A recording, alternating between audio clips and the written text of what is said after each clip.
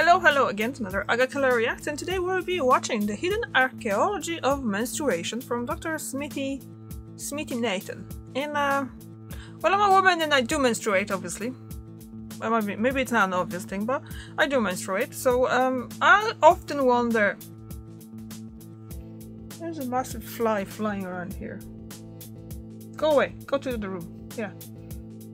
And I often wonder, how did women dealt with it in all the time, not 20-30 years ago. I mean like 3,000 years ago. So that's actually interesting for me, so let's just go. In a 2004 Guardian article, the Danish-British comedian and author Sandy Toksvig wrote, "Years ago when I was studying anthropology at university, one of my female professors held up a photograph of an antler bone with 28 markings on it. This," she said, "is alleged to be man's first attempt at a calendar.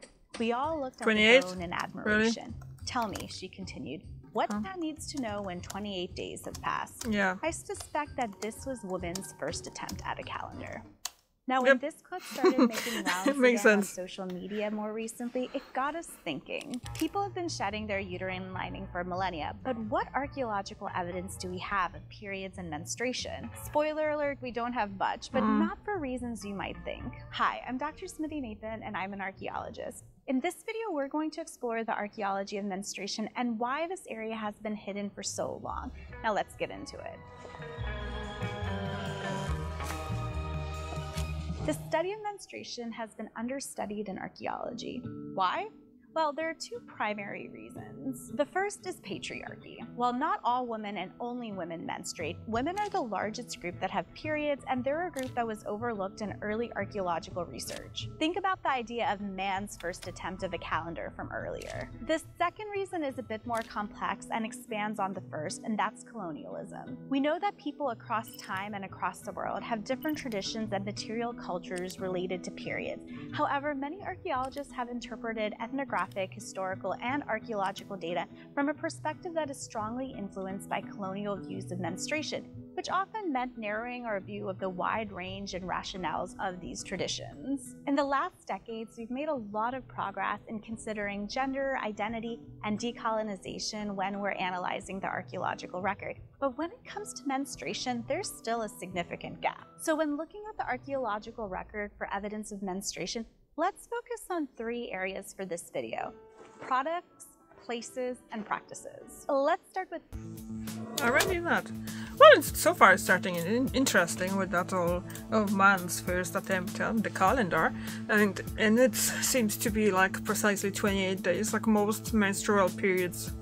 Cycles are taking about 28 days. They could be slightly like few days less, few days more, but most of women, if they kind of start thinking about it, it will be every 28 days. So it's kind of like, yeah, I don't think a man would need to know. Although the other thing as well for a 28 days mark, it would be probably a moon phases, isn't it? Isn't it that actually what? Isn't the full moon every 28 days as well? So that would be it's kind of interesting coincidence as well, in my opinion, that moon phases and menstrual cycles are pretty much the same length.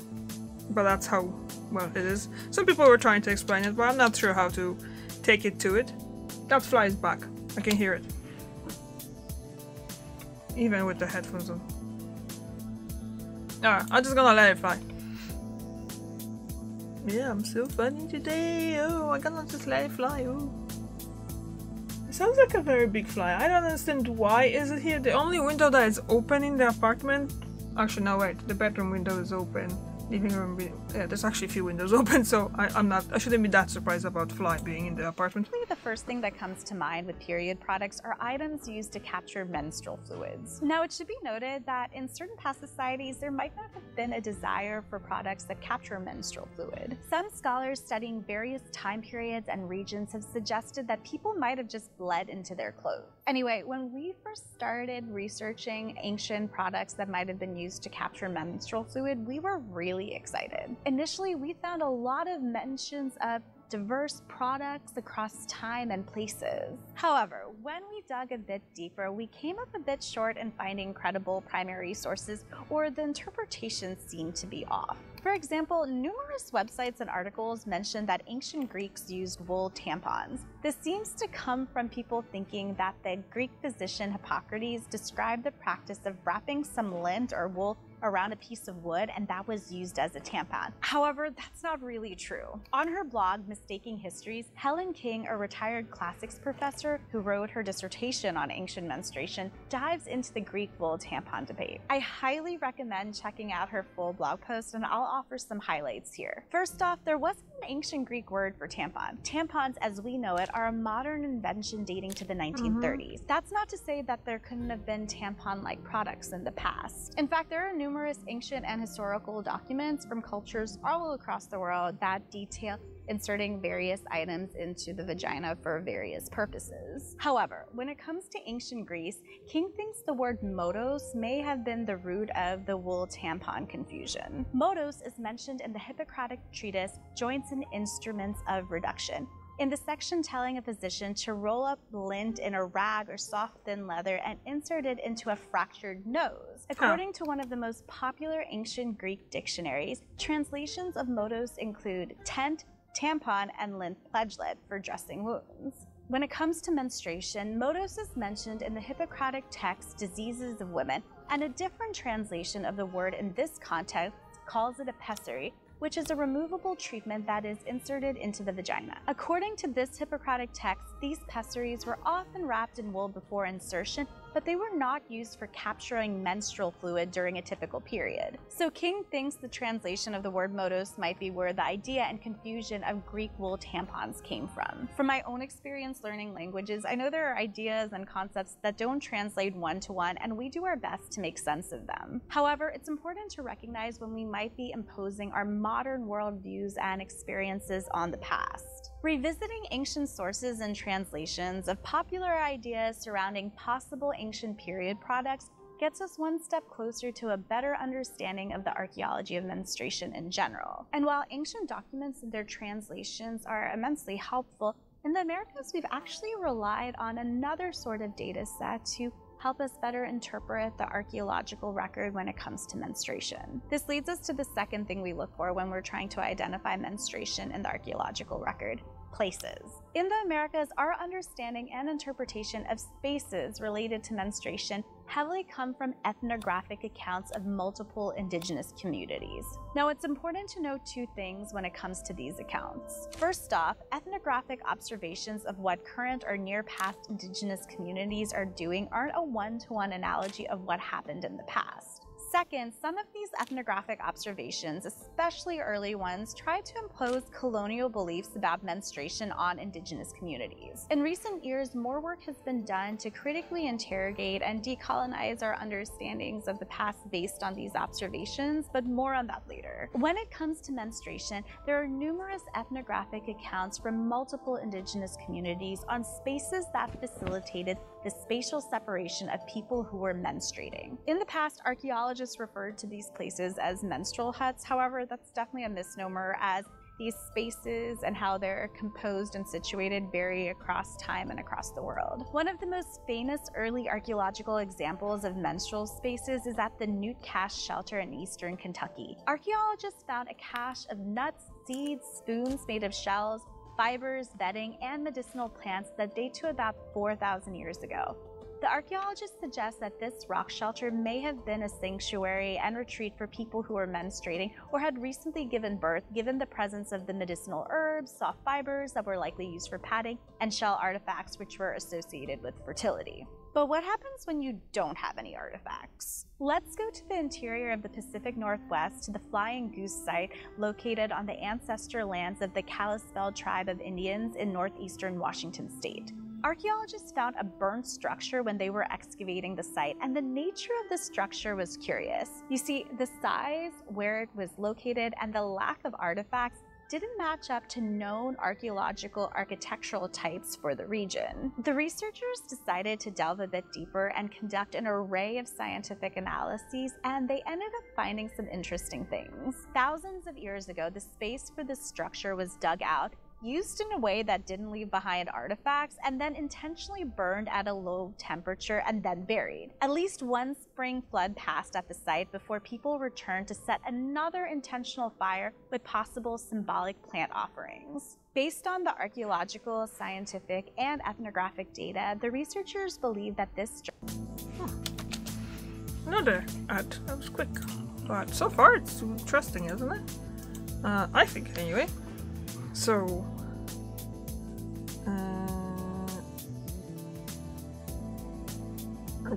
what's happening? New Barbie and Stanley Quinter? Okay, I don't know, those massive cup, the Stanley Cup things is just not my cup of tea. No, it's just too big for me. I don't drink that much at once, so it doesn't make any sense to me. And yeah, and they're expensive apparently, isn't it? So yeah. Anyway, what I was trying to say, it's very interesting so far about all that stuff, like places to go to menstruate or recover after giving birth to a child. Was, well, you need it as well for women, especially if it was a hard labor. So yeah, so you can kind of see where that all kind of going, but I would like to know more. And we're gonna know more in a second, because the ad is almost gone. So yes, there you go. And just back to the volume. Ooh, cats. And there you go, and let's go. Structure was a menstrual lodge. The ancestral Kalispel, as well as many other indigenous communities in North and South America, felt that people held great power while they were menstruating, especially during one's first cycle. Sometimes people were only separated into other spaces during their first menstrual cycle, and sometimes these spaces were burned after they were used. As Patricia Galloway argued in her seminal article, Where Have All the Menstrual Huts Gone?, menstrual structures likely had distinct features that would help us locate them in the archaeological record. While Flying Goose didn't have visible artifacts that could be associated with menstruation like at Nude Cache, researchers did leverage various data sets and dove a bit deeper to help reveal this possible menstrual lodge. Now, so far we've talked about products and places as it relates to menstruation. So that brings us to our third area that we could examine in the archaeological record, and that's practices. Specific practices surrounding menstruation often reflect certain underlying beliefs. The same practice or a similar practice could have very different implications depending on the underlying beliefs surrounding menstruation. For example, let's take the practice of spatially separating folks who are menstruating. This is a practice that's actually observed in many communities around the world. For the Kalispel, people were separated while menstruating due to beliefs surrounding their great power. However, in Nepal and some Hindu communities, separation occurs because menstruating folks are believed to be unclean. These chowsheds, which are used for menstrual separation, are actually illegal in Nepal. Why? Well, because the conditions of these structures have resulted in increased susceptibility to freezing temperatures, snake bites, physical assault, and even death. However, chowsheds are only one component of chowpathy, which are specific practices and beliefs surrounding menstruation and childbirth in Nepal, with uncleanliness as a common theme. So while chowsheds and menstrual lodges both facilitate spatial separation, they each come from different underlying beliefs, which have different implications for menstruating folks. Now, negative underlying beliefs surrounding menstruation has been present in certain societies across time and around the world. In the Middle Ages in Europe, medicine was based on humoral theory, which hypothesized that ailments were caused by an imbalance of bodily fluids. Based on this idea, physicians thought that people who menstruated had an excess of blood, which meant that anyone with a uterus was basically diseased. These beliefs not only influenced people in Europe, but people who would go on to colonize many other parts of the world. For example, in the Americas, certain early ethnographic accounts of indigenous menstrual practices are rooted in these colonial sentiments towards menstruation. As indigenous scholar Kucha Baldi puts it, the Western menstrual taboo not only influences theories of indigenous menstrual customs, but also relies on settler colonial rhetoric to help support a continuing politics of taboo. Unfortunately, stigmas have resulted in practices that socially, mentally, and physically mistreat those who menstruate, both in the past and present. Stigmas also contribute to why there isn't as much scholarly research done on menstruation. Biological anthropologist Kate Clancy mentioned the disgust she encountered when she told people she was writing a book about periods. Such stigmas have likely influenced the lack of scholarly interest on this subject, as well as obscured our interpretation of the archaeological record. For example, the ancient Egyptian text Satire of the Trades, which dates to around 1950 to 1900 BCE, remarks that a washerman's duties are undesirable and lists one of the tasks as cleaning the cloth of a person who menstruated. Some scholars thought this indicated an Egyptian taboo towards menstruation. However, other scholars didn't think that was the case. You see, the Satire of Trades describes a father trying to convince his son to be a scribe by making more manual professions out to be undesirable. While the reference to a menstrual cloth is certainly not positive, it's not indicative of a strong taboo towards menstruating folks. Instead, it more likely indicates biases surrounding gender and laundry tasks, as well as a possible dislike for menstrual blood. As Terry Wolfong puts it, the tendency to see a formal menstrual taboo reflected in ambiguous evidence is not exclusive to Egypt, but is frequently found in studies of pre-modern cultures. So when it comes to uncovering the archaeology of menstruation, we need to interrogate our own beliefs and stigmas regarding menstruation as we interpret past practices. Many people have experienced menstruation across time and across the world.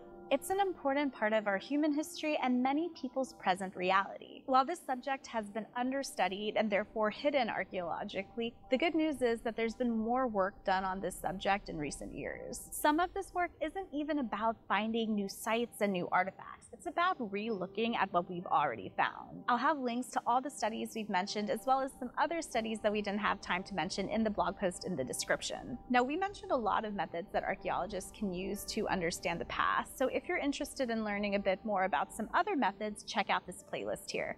That's all for this video, and we'll catch you in the next one. That was really good. I really like it, the way how she's presenting all the information and the facts and stuff like that. It's actually really good. Oh, there's another one. The ancient Egyptians used tampons. I will gonna try to check it out later, but that was pretty cool.